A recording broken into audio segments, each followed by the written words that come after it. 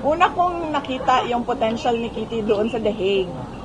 Kasi nung sabay kami lumabas, galing sa detention center, ay sinabi ko sa kanya, sumama ka sa akin. And surprisingly, sa edad niya, which is 21 years old, usually yung mga ganyan na bata, they would say, oh, no, di ba? Ayoko. She didn't say anything. Naglakad lang siya diretso by my side. Doon ko nakita na parang merong self-confidence. Meron siyang self-confidence. Tapos, noong question and answer na, tinutulak ko yung likod niya pinaprompt ko siya na sumagot. And nakita ko sa pamamaraan niya na sumagot, marunong siya. Alam niya kung ano yung wag sabihin, alam niya kung ano yung dapat sabihin, at alam niya paano niya i-craft yung answers niya.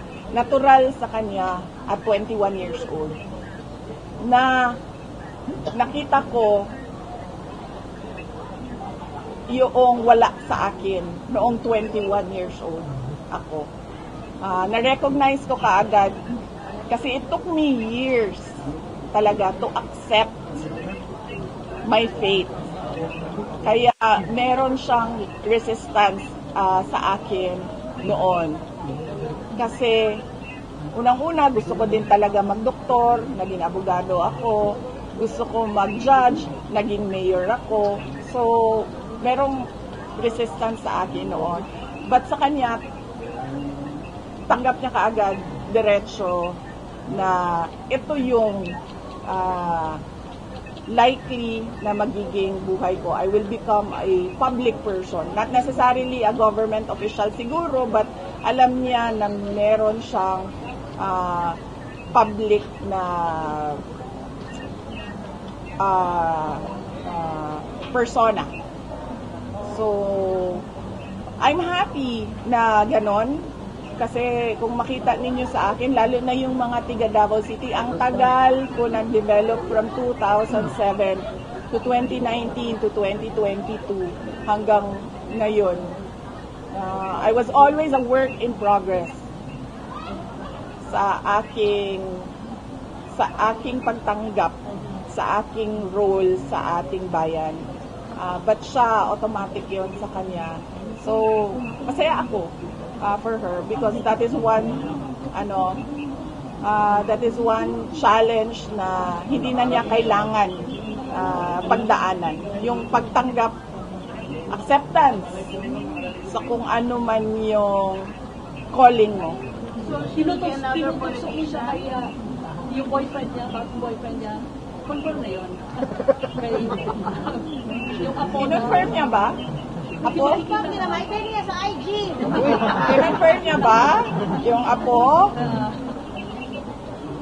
Siya na lang siguro mag-confirm. Hindi ko kilala. Ilocano na naman. I know, Ilocano na naman.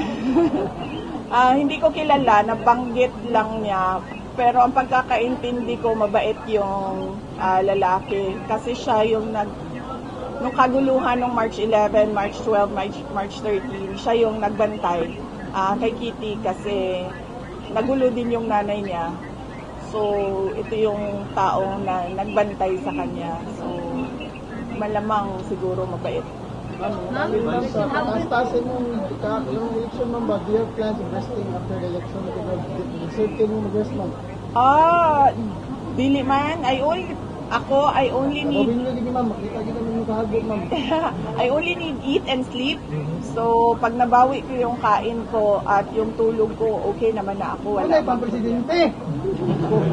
Ma'am, consultin mo sa mga kagubot na itabo sa other parts of the island of Mindanao, that's Pilipinas. Kagubot sa election? Yes, ma'am. Naaba, wala akong pakibalita. May batayan na, ma'am. May riot na nangyayari. Riot? Yes, ma'am. Kanang magkuan ng mga tao. Hindi naman Duterte Marcos na riot. Local issues. Well, yes, sadly, merong mga ganyan na mga pangyayari. Election violence, no? And we condemn election violence because ang pagpili ng tao sa kung sino ang gusto niyang leader ay right yan ng tao, kaya respetuhin yan ng mga ibang grupo, no? So we condemn election violence, and I hope that the Philippine National Police and the Armed Forces of the Philippines will do something about it para nagagawa ng mga tao yung kanilang right to vote at nare-respeto yung kanilang choice. Ma'am, gusto ko na itanong dito, medyo supporters ay medyo mixed yung reaction pag-endorse mo kay Senator Amy Marcos. Merong negative. Yes. Ano yung take niyo? Naiintindihan ko, kaya nga sabi ko lagi, ang intro ko kay Senator Amy Marcos, hindi ako namimilit, nandyan siya as a candidate, as an option, dahil we are allowed to vote for 12 senators and 10 lang yung PDP. So nandyan siya na pwede nilang iboto. Ang pinagpapasalamat ko kay Senator Amy Marcos ay yung pagbukas niya noong investigation sa pagdukot dito sa ating bayan kay dating Pangulong Rodrigo Duterte. Dahil napakalaking tulong nun, records doon sa Senate hearing sa ginagawa na case noong legal defense ni dating Pangulong Rodrigo Duterte.